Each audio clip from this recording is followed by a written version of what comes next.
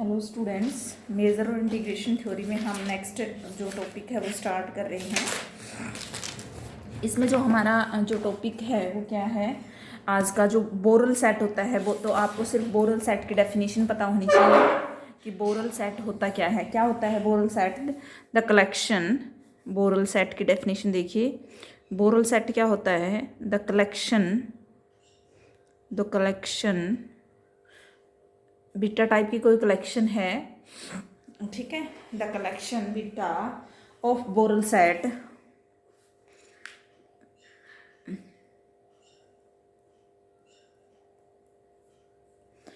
of Borel sets is the smallest sigma algebra, is the smallest sigma algebra क्या होती है? एक smallest sigma algebra होती है जो किसको कंटेन करती है? Which contains all open set of real number, which contains all open sets of real numbers. ठीक है स्टूडेंट्स, तो ये होता है। तो कुछ नहीं, हमने सिग्मा अलजेब्रा को प्रूव किया है कि मिजरेबल होता है। तो नेक्स्ट जो थ्योरम आएगी वो क्या आएगी कि एवरी बोरल सेट इज मिजरेबल। तो ये थ्योरम आप लोग कर लोगे, ठीक है। उसके बाद आता है ईच ओपन सेट और ईच क्लोज सेट, दोनों क्या होते हैं? मिजरेबल होते हैं, क्रोलरी है, ठीक है। तो ये आप करके देख लेना। लिबेग, उसके बाद आता है लिबेग मेजर। तो लिबेग मेजर शायद हमने पहले भी पढ़ा होगा।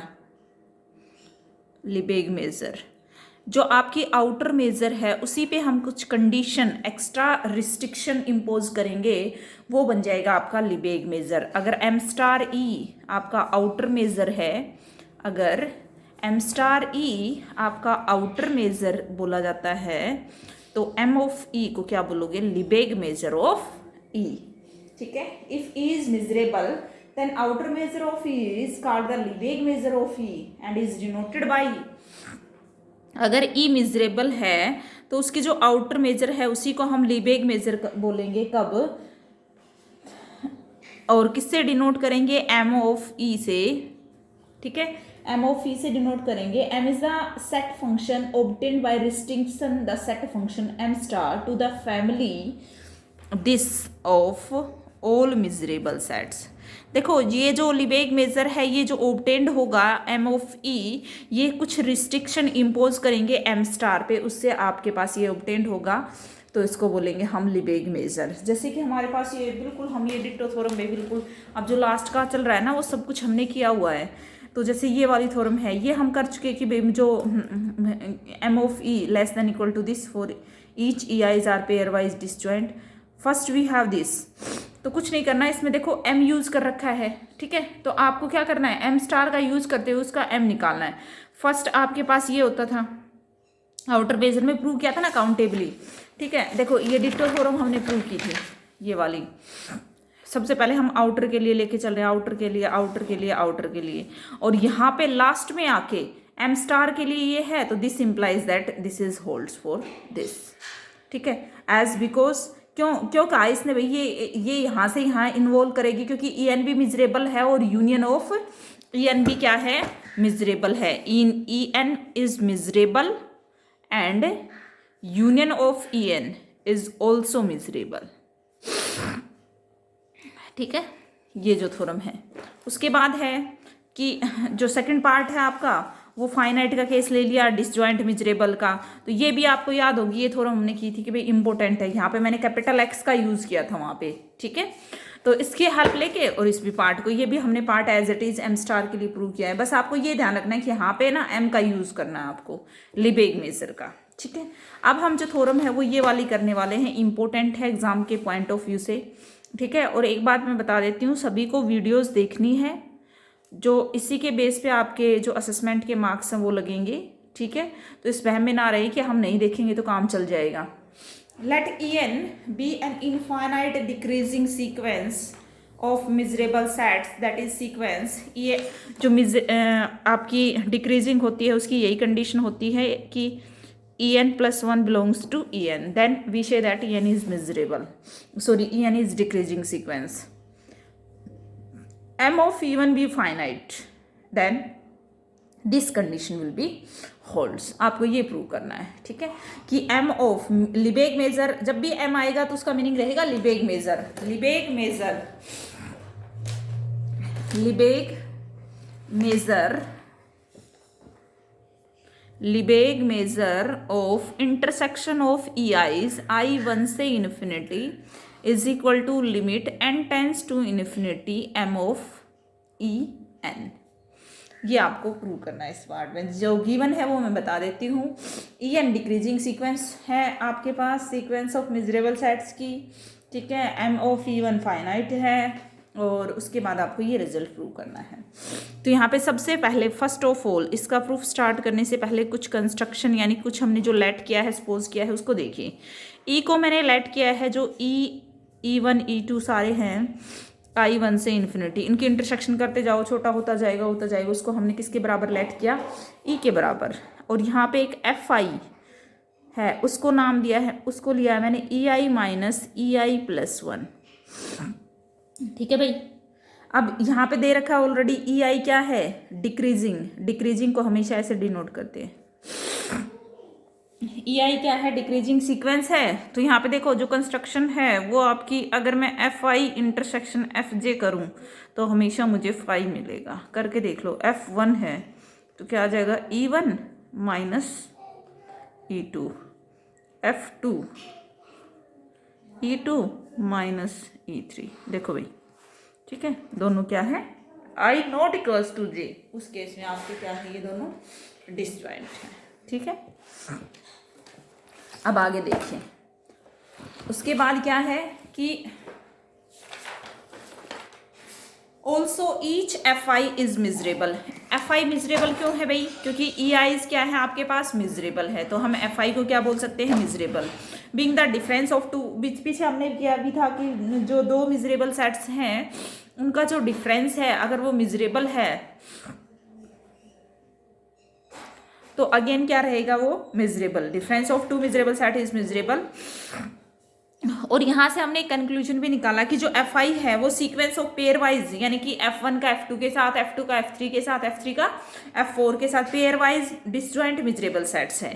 तो यहाँ से मैं लिखूंगी M of union of FI I1 से infinity is equal to summation I1 से इन्फिनिटी M ऑफ FI। ये जस्ट पीछे वाली थ्योरम से उठा के लिखा है, ठीक है। उसके बाद more over union of I1 से इन्फिनिटी FI को मैं लिख सकती हूँ सिर्फ E1। हेलो स्टूडेंट्स, एक बार ये देखिए भाई, इसमें हम क्या कह रहे थे कि यहाँ पे जो यूनियन ऑफ FI है आपका I1 से इन्फिनिटी को, इसको हमने लिखा E1 माइनस E। ये देखिए एक बार अच्छे से समझिए। देखो F1 जो है वो E1 माइनस E2 है। तो देखो E1 E2 E3 इस तरह से मैंने बनाए, ठीक है। आपको पता है कि जो आपकी कंडीशन है क्या, कि जो EN प्लस 1 है वो कंटेंट है EN में, इसलिए मैंने इस तरह से बनाए हैं। क्योंकि E1 जो है E2 E1 को कंटेंट कर, E2 E1 के अंदर कंटेंट होगा, because this is decreasing sequence, ठीक है। तो फिर उसके बाद अगर मैं इसको E1 नाम दे रही हूँ, F1 बता सकते हो, E1 माइनस E2, तो ये वाला जो पोर्शन है वो क्या है, F1 है। अब F2 क्या होगा, E2 माइनस E3, क्योंकि कंस्ट्रक्शन F2 की ऐसी है ना FI की।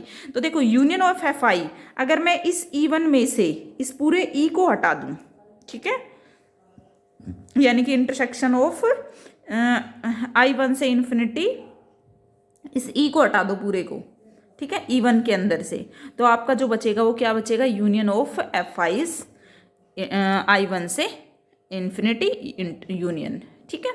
अब देखो यहाँ से मैं क्या कह सकती हूँ, मेजर, मैंने लिबेग मेजर अप्लाई की, तो यहाँ से क्या, अब इस पे भी आ जाएगी लिबेग मेजर ऑफ FI की वैल्यू लिखो भाई, EI माइनस EI प्लस 1।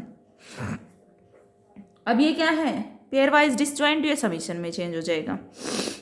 पीछे जो जस्ट इसके बाद में जो थ्योरम है ना, उसी का हमने कंसेप्ट यूज़ किया है, ठीक है।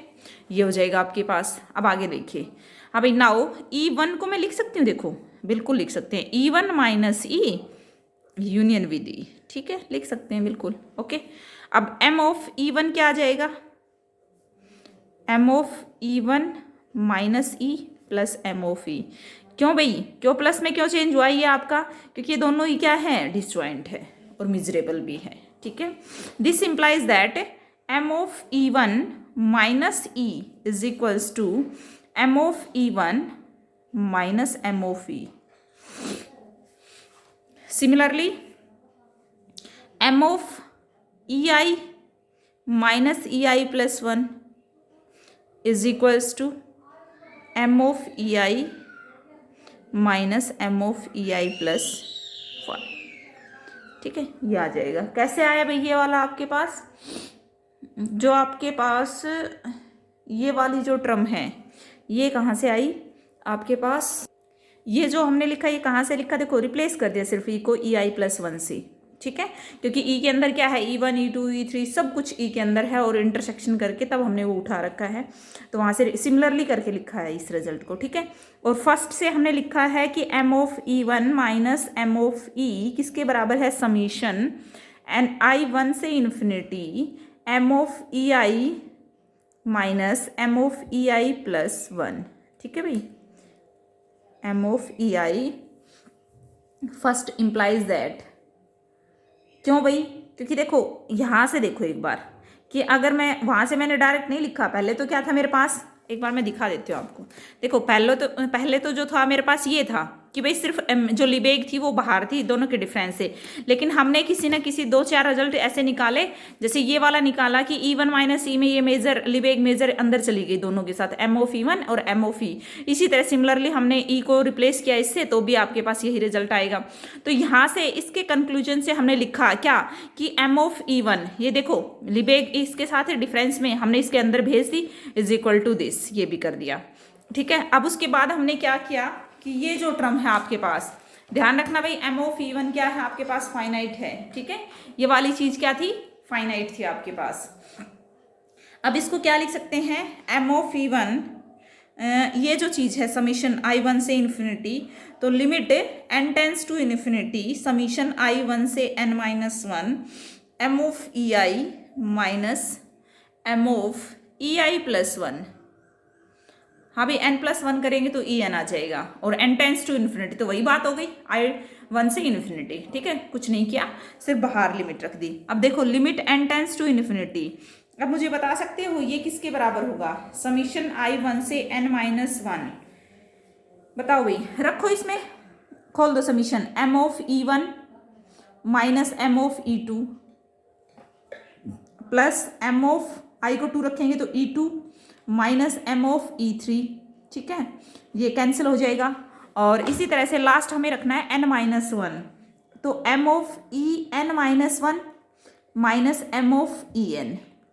जब आप लोग एन माइनस टू रखोगे तो आ जाएगा M of E N minus two minus M of E N minus one. तो देखो ये आपको पता लग जाएगा कौन किससे कैंसिल हो रहा है। ठीक है, तो मेरे पास जो बचेगा वो क्या बचेगा? सिर्फ limit N tends to infinity M of E one minus M of E N, ये बचेगा आपके पास। ठीक है, एक बार क्रॉस चेक कर लेना। ये तो देखो इसमें तो कोई मतलब है ही नहीं, एन है ही नहीं इसमें, तो M of E one minus limit N tends to infinity M of E N. ठीक है भाई, ये किसके बराबर चल रहा था मेरा? M of E one minus M of E is equals to, ये आ गया। अब ये चीज़ दोनों साइड से कैंसिल आउट हो रही है, ये इसी वजह से हो रही है क्योंकि जो एम ऑफ ई वन है वो फाइनाइट दे रखी है। अगर इनफाइनाइट होती तो कैसे कैंसिल होती है बताओ भाई? ठीक है, तो ये आपके पास क्या आ गया? M of E is equals to M of E is equals to limit N tends to infinity M of E N, ये आपने प्रूव कर दिया। ठीक है, बस उसके बाद है ई की वैल्यू रख दो, एम ई क्या था? Intersection of E eyes. उसके बाद नेक्स्ट है condition this is the necessary in the above theorem. तो ये पूछा जा सकता है कि जो ये एम ऑफ ई वन है नेसेसरी, बिल्कुल नेसेसरी है भाई। इसने काउंटर एग्जांपल लेके के बताया कि ई एन को हम इस तरह से ले लेते हैं, एन इन्फिनिटी, एन कोई नेचुरल में, ई एन डिक्रीजिंग है, चेक कर लो आप ई एन को।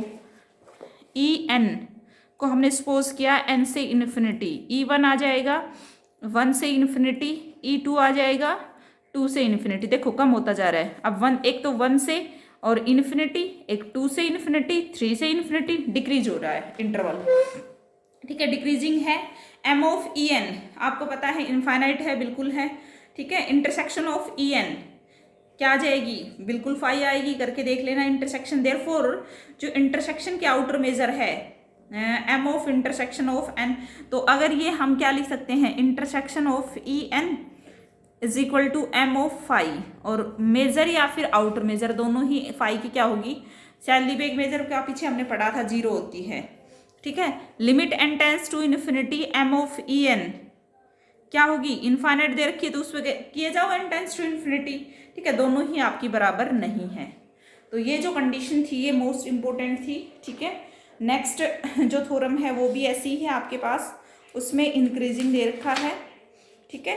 तो यहाँ तक आई होप ये वाली थ्योरम भी आप लोग कर लोगे, ठीक है। अगर देखो उसका बिल्कुल उल्टा दे रखा है, डिक्रीजिंग थी इंक्रीजिंग दे दिया, और जो मेजर वही फाइनाइट है, तो इंटरसेक्शन था तो यूनियन आ जाएगा। अब सेम आपको प्रॉपर्टी प्रूव करनी है, ठीक है। तो कल मैं 31 पेज से आपको स्टार्ट कराऊंगी। Thank you.